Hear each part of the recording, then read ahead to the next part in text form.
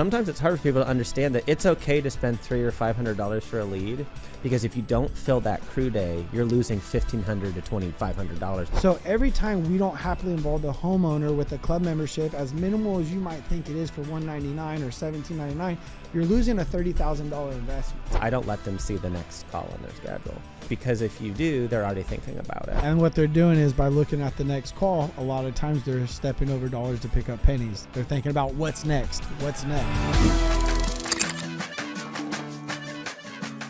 What's up? Y'all are listening to another episode of Cracking the Code. I love it every time you do it.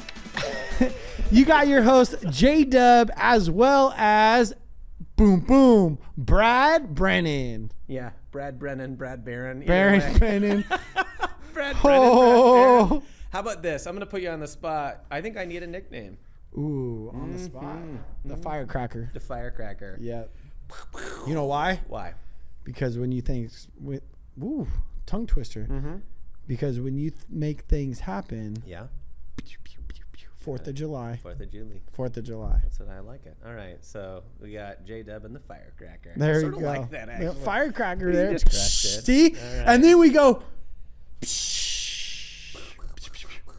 That's how we end the episodes. I like it. All right. You guys just got to discover it. See, sometimes you're in the discovery with us, right? We're new to this. We're Absolutely. having a good time. So. But this episode, we are talking about seasonality. We are. We're talking about seasonality and people plans. So, because I think that they go hand in hand. I think so too. Yeah. So start with that real quick. Sure. Talk about So real Brad, quick. So hang on. Hang on. Talk about, we're transitioning from summer to cool season. Yeah.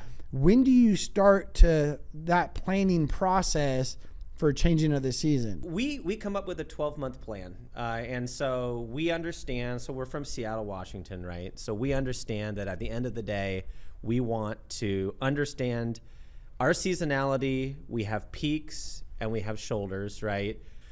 But we've been doing business long enough, and I'm sure you can understand this too, at least generally from the California weather. There's times where you're going to need to market, and there's times where you're not. There's times you're going to need to hire, and there's times when you're not. And so at the end of the day, we come up with a 12-month plan. Our plan is a marketing plan. It's tied into revenue, and it's tied into people. And we do that. We build that out every single October or November of every single year. So I'm an engineer, like I've said, social nerd, as my dad says, but I like to dot my I's, cross my T's, have a plan. We have to be able to modify the plan as it goes if weather doesn't get hot or cold. But at the end of the day, have the plan, understand what you need to do to execute that plan. I think I just said plan 7 times because that's how much I believe in plans. Yeah, so, plan, right? Yeah. I mean, talk about real quick last season, Yeah. right? So last year, I mean, rolling in, a lot of people say that they didn't have the best summer. Yeah. So if you plan on having a good summer, right, and you didn't execute having a good summer, and you're going into seasonality, right, how do you shift? Well, you have to have a marketing plan. So at the end of the day, our marketing plan has different tiers. I think before we dive too deep into that, though, I'm going to pause for a moment and say, if you don't have a plan and you're not filling capacity, overhead doesn't sleep, and overhead will eat the profits. It was going to eat the profits of your company, period. And so I'll go around and I coach and mentor and work with people all across the United States. Sometimes it's hard for people to understand that it's okay to spend $300 or $500 for a lead, because if you don't fill that crew day, you're losing $1,500 to $2,500 depending on your overhead structure. And they don't look at it like that. They don't. They just look at it as the small. Yes. And so that's where multi-leveled marketing comes in. So if it's hot, it's like code green at Barron, right? Like, we don't need to run any discounts or promotions because demand is driving repairs. You go down into the yellow, and that would be like we're getting to the point where maybe like a day out. I want my sales team, and I say this in the best way possible, to break operations. I want them to be thinking about, how do I spin off another crew? How do I, hire someone or do whatever they can to labor pool flex, pull from service over to install because service is slow but install's busier, whatever it is. Force ops to figure out how to change and evolve, right? So that's why I say I don't want to be a 3-day out company, but I want to push sales to the point where operations is feeling that pain. I love it. Right? I love it. Because friction is healthy, right? A lot of people don't like that in a business, but no, you want some friction. See, I like that you said that because, as I said, right, I'm always next day, how can we slam these things in? Not slam them in, but install them, right? Sure. Because the emotions slam them in. Right? People buy off of emotion. They do. And so I always felt that if you're 72 hours out or life happens, right? They go to church the weekend, somebody knows somebody, it leaves too much opportunity to have them potentially lose that opportunity. 100%. But I like the way that you explained it because, again, I'm always a student, right? Yeah. So when you're talking about putting your management team and your supervisors and having them put on pretty much like the hot seat, figure it out, right? Do we need to bring someone else because we're a little bit slower on service to make another install crew? Yeah. But I like to see that, hey, our focus point is to break whatever's going on right now. Absolutely. Yeah. And again, break in the best way possible. Correct. Well, and it goes to grow. I mean, think about like, if you work out or you're trying to, grow your muscles, like, I'm always trying to do that. It's not working. You got some big muscles, man. It's not working very well, but I'm trying. But what are you on right now? How do you creatine? Yeah, exactly. Just a little bit. Yeah. Shh. No. When muscles grow, in order to grow, they first have to break. They have to tear, right? And I think in an organization, there's a lot of similarities. You have to, and we don't want to go for full break, right? But like tear a little bit, right? Like push that envelope. And I think that if you really want to thrive and grow each shoulder season and then go into peak season, the breaks are what are going to give you those opportunities to be able to grow. Now, coming down the other side, right? Yeah. That's everyone's fear, right? The monster that lives beyond peak season, right? Yeah. Like what happens when demand goes away? And there's things that as contractors we need to do. So going back to the weather though, because I don't want to bypass that, I got from green to yellow. There is also code red, right? So like if you are starting to experience not full crews, all right? All hands on deck, right? Red. Like what does that look like? Yeah. You need to have I think 2 to 3 different strong promotions that you can run, even in peak season. What's one of them? 1% off plus 12 months same as cash financing, or I'm a big fan. This is a new thing for Barron. Not new necessarily, but we've sort of re-leaned into it. I don't like to bastardize pricing, so I don't jump first necessarily to % off or dollars off, although we'll do that. We do have really good rebates, so we talk about rebates too. But I like to empower homeowners to be able to choose. And so we have a price book that gives them the ability. We have a 7-tiered price book, so they get to go through that and figure out a sort of choose your own adventure on what product it is. But we have a similar thing with promotions or add-ons. So like, for example, we might say pick 2 of these 7 options. And I found that to be really valuable because then they're choosing from Barron and not choosing Barron versus a different contractor. Mm-hmm. We're giving them multiple options to choose in a home, whether it's system type and price points and then promotion or special, right? And so it's sort of like these 2, I call them playgrounds that they get to play in, right? One is the pricing and equipment selection playground, and then the other is the promo playground. And it seems to work pretty well. The importance of processes and procedures, sure, and going into seasonality, right? Right. Making sure that your team is running what your processes and procedures are. Right. How do you go about making sure that your team is running and holding them accountable as you're shifting seasons? I guess my question is what do you do with the people to hold them accountable in the swing shift of the seasons? Transparency and accountability, right? You can't hold someone accountable to something if it's not transparent. Like if you don't set expectations ahead of time and have transparency there, how the heck are you going to hold them accountable to it? And I think that people shy away from clarity, right? Like Brene Brown, clear as kind, right? It's true.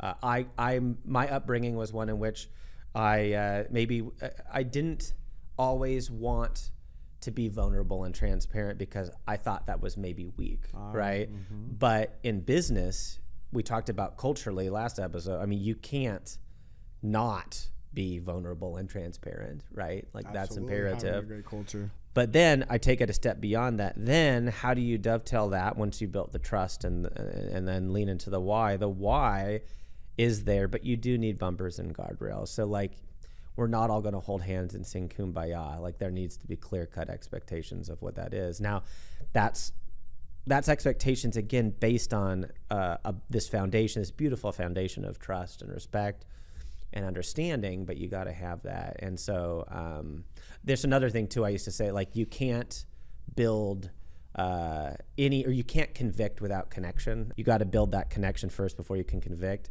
And by convict, I don't mean like, throw them in jail, convict. I mean like actually have change happen in their hearts or minds, right? You got to have connection. And I think that the same goes for, you can't hold people accountable to something if you don't have that connection and that trust. So it's transparency. It's specifically laid out. It's a, 11, 12 page document that some people might look at and go, that's overkill. I'm like, no, because I get to sit down and we get to point to exactly what it is that we're asking them to do. And it also shares why we're doing it, right? And it makes it really easy. So clear as kind. As we're talking about, seasonality and keeping the board full and everything, because that's very important, right? How many calls, because I hear a wide range being a trainer of how many calls technicians or how many calls should be on the board, right? What do you feel like is a good amount of calls? And then how do you also maintain those calls? So multi-part question. So we're multi-trade. We do service and sales. So we have what the industry calls comfort advisors. We call them home performance experts, but we have outside sales and we have tech. So we don't have selling techs at Barron. And each department set up like that? Each department set up like that. On the sales side, most of our sales professionals are cross-trade, meaning that they could sell HVAC or generators or water heaters. Most are set up that way. We have some specialties. So at Barron, we're in a boiler hydronic market because we're in the Northwest. So we have specialty designers and salespeople that do boiler systems or combi systems. We also have a specialty solar team of salespeople that do solar design for our solar group. But when it comes to sort of those mechanical systems, like, again, HVAC, generators, water heaters, usually it's a sales team that is selling those types of products or services. And so you asked a really good question, though. I mean, at the end of the day, making sure that they understand what they're doing is really important. They understand the price book and they're trained on it. All ties in, I guess, to setting expectations. So one thing you talked about a little bit ago was your marketing, right? And transitioning, understanding what your marketing is, but transitioning during seasonalities of peak and where you're at. And I understand that every state, every city is different based off marketing, right? Oh, totally. At Barron, where did you find your most success with marketing? And then also, 2-point question.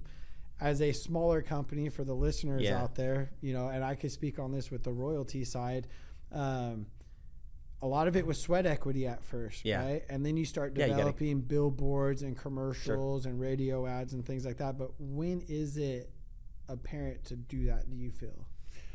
Yeah, I mean, I think that there are certain avenues that are low cost and easy to get into. And there's guerrilla marketing opportunities, especially during shoulder seasons, that should be implemented and can be. My grandpa Dan, who started Barron, used to say that a marketing team, first and foremost, should look at marketing as if we had no money to spend, what would we do, right? I modify that. I say that if you wanted to create the biggest bang for your buck, the least spend with the biggest ROI, what would you do, right? Mm-hmm. And so there's different avenues, but first and foremost, if you're getting leads at all, like any leads from any source, that call should be maximized, right? So you asked earlier about how many calls, whether it's a salesperson or whether it's a service tech. Marketing ties into that, because my view is that when we go out, if we're outside sales or a technician, we've already spent the money to get in the home. That is our most valuable moment. It's why technicians, I don't let them see the next call on their schedule. Oh, we'll talk about that too. Yeah, absolutely. But because if you do, they're already thinking about it. Correct. I just spent, whether it was, depending on lead type, $30 to $300, whatever it is, to get that technician out to the house. Absolutely. Like, maximize that call right now. Yep. Right? And what they're doing is, by looking at the next call, a lot of times they're stepping over dollars to pick up pennies. They're thinking about what's next. Absolutely. And what I always tell everyone is, you got to take the blinders off. Yeah. Okay.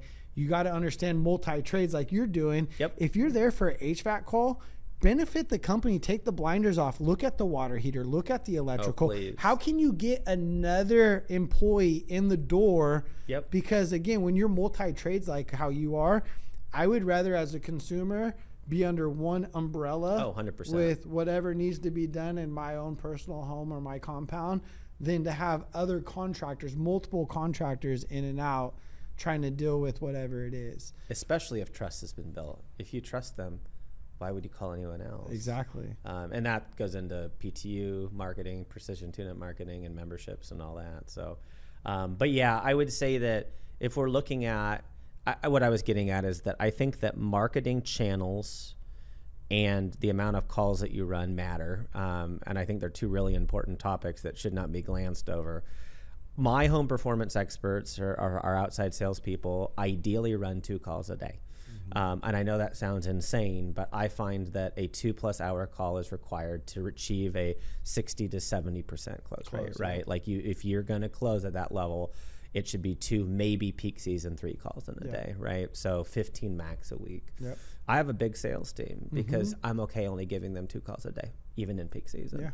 And then I want them to be helping us create opportunities in shoulder season. So massively, and I always tell everyone, as a sales professional, right? Even a technician, you're your own company within the company. Yes. Right? If they feed you there's an leads, entrepreneurial feel it's to not it's not always gimme. And I really want the listeners to understand this. It's how can I help the company when I don't have the opportunity? Because again, too many people go home, they go back to the office, they fart around at the office, right? You don't want that happening. You want them to go create opportunity, go shake hands, go to their installs, make sure that what they promise gets delivered. Right. I always look at, and I always highly stress this, is when you're bringing on a club membership. Yes. Okay. It's not, $19.99 a month or $199 for the year or whatever it is. I always ask the question of what is the value of that loss to the company? Yeah. And a lot of times the technicians don't understand it, sure. and they think it's the $199, the $17, whatever that equivalates to the year, right? But they don't understand the bigger picture that, okay, our end mission is to retain them as a client, continue our service for multiple years, so the end game, we get the system or whatever it is when it fails. Yep. But then we do such a great job that they refer us to someone and the process starts again. Yes. So every time we don't happily involve the homeowner with a club membership, as minimal as you might think it is for $199 or $17.99, you're losing a $30,000 investment. You are. Yeah. No, I agree. And again, that goes back to how do you market and how do you spend marketing money effectively? Going back to what I said, once you're in the home, maximize the opportunity, right? Don't let your service techs see what's coming next, right? And then make sure that your salespeople have the time needed to connect and grow. But yeah, multi-trade. I mean, we've been doing at Barron multi-trade contracting, since 2018. What was the biggest trade to add on?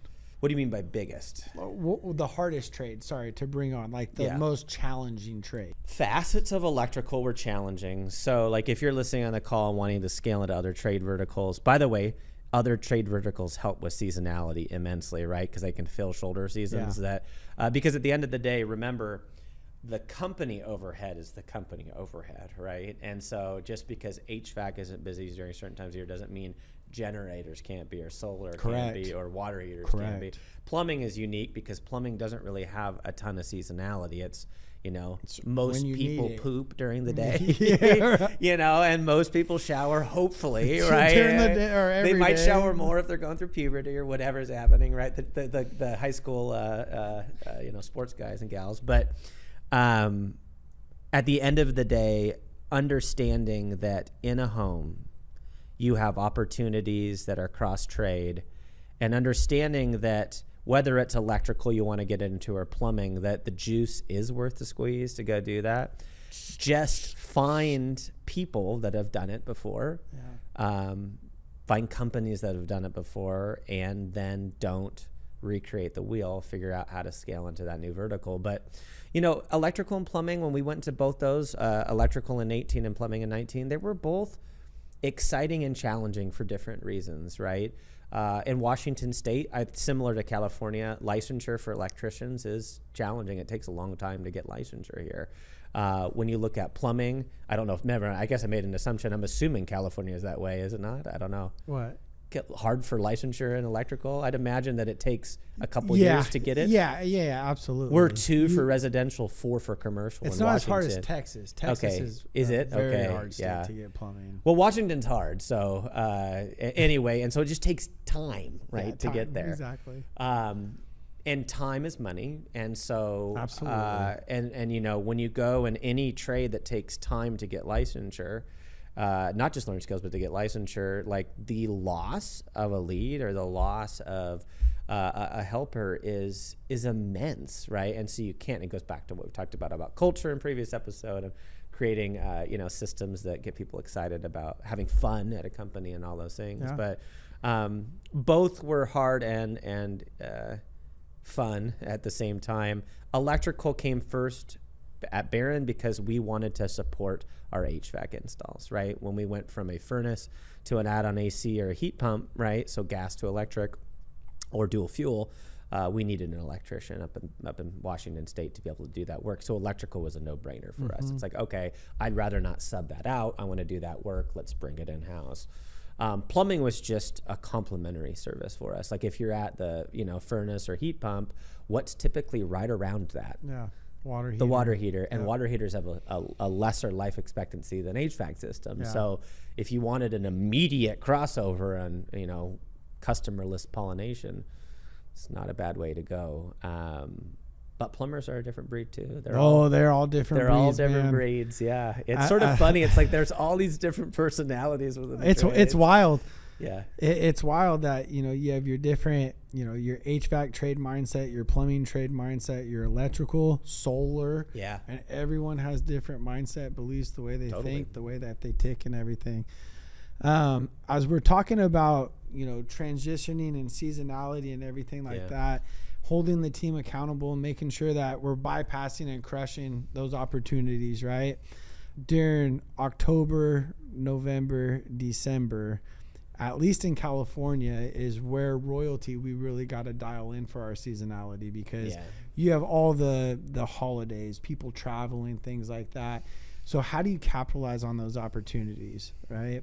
Building urgency, like you said. Yeah. I think urgency, even when you are in a appointment in summer where the demand is there, I'm always telling my employees, what are we going to do to create urgency while we're at the appointment to have them create and make a decision today? Because again, if their system's operational, okay, and you're going out there for a tune-up and you did find some things that are wrong with the system, but it's like on the borderline manufacturer specs, right?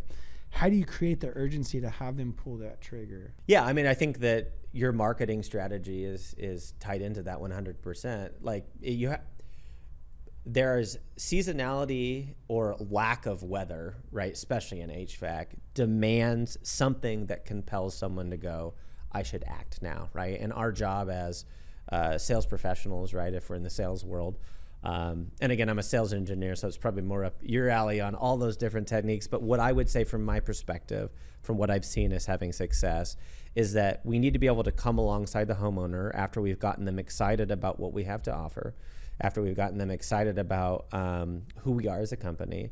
And then we need to get them excited about why they should move now, right? Like why they should make that decision now. And so your marketing and promotions need to be aligned with that why. There needs to be an ability to go in and say, oh, and by the way, if we do it now, like here's what you get. Letting them know that about every 6 months, you're going to see pricing go up about 5%, right? Like that's what it is. And then customers go, really? I'm like, yeah. So we absolutely, if someone's like, I want to wait, say it's spring, and I'm like, I want to wait till fall. Great. Absolutely. No problem. But then you can still bring up the fact that there is a possibility when we go to that time that we'll see a price increase and it might be more expensive. You're more than welcome to wait, and we're happy to do the work for you when that time comes.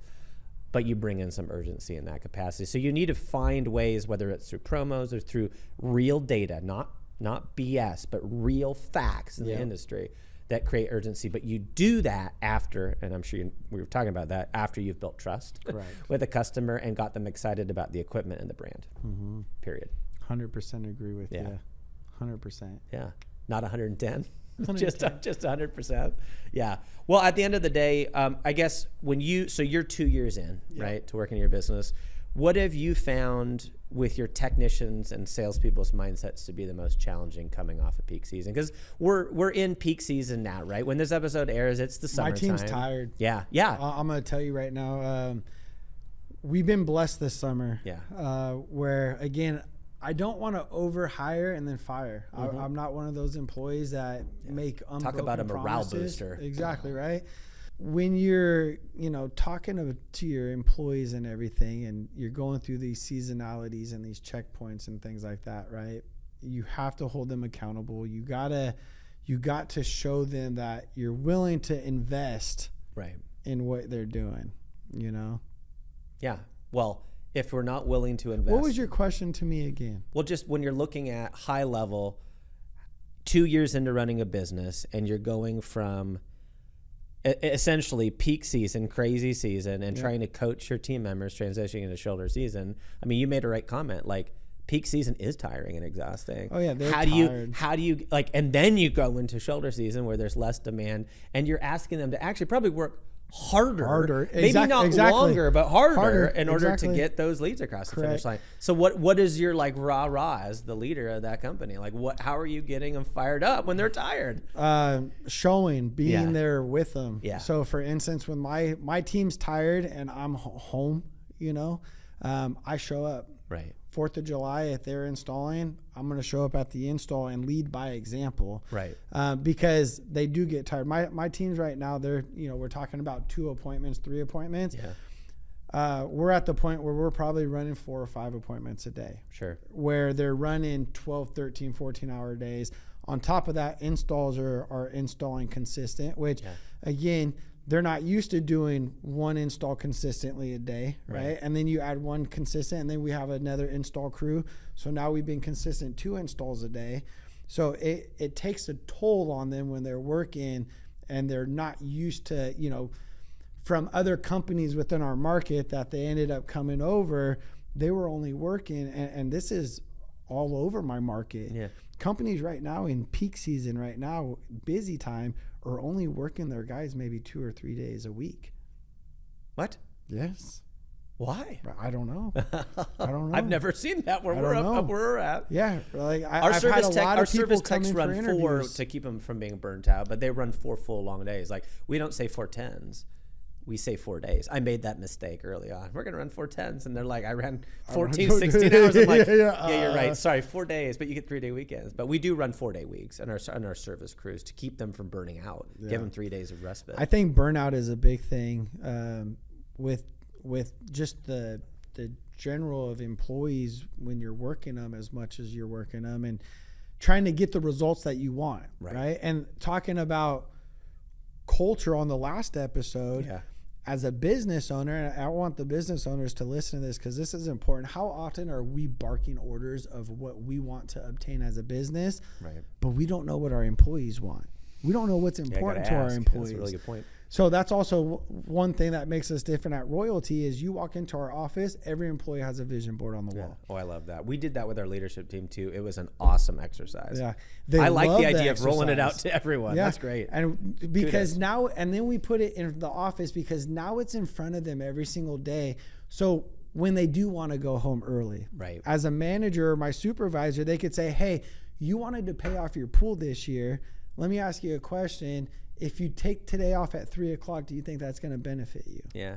Based off your mission. Because now it holds them accountable. Sure. Just like we hold them accountable. You wrote it on the board, right? Yeah. Exactly. Yeah. So it has to be a win-win. And I'm a big believer as a business owner, just don't bark your orders, but understand what they want to achieve and make sure that they achieve it and celebrate it. Yeah. That's the big thing. Right? Awesome. Well, that's a lot on seasonality. What do you think we close up? What's one last thing for the listeners that they, or viewers for that matter, would a good takeaway? If you feel like your company's going to be restricted during the season change, understand that hyper focus on marketing. And if you're a newer company, it doesn't have to be the billboards and everything like that, like Royalty we just invested in this year. sweat equity goes a long ways. Totally. Social media marketing goes a long ways, right? Everybody's on their phone digitally. But Google local services also. Go to digital's great. Pick the lowest cost, highest return. 100%. By the way, if you look at our digital, over 50% of our digital leads come from Google local service, and we're a $45+ million company. So don't forget about Google local services. Don't forget about it.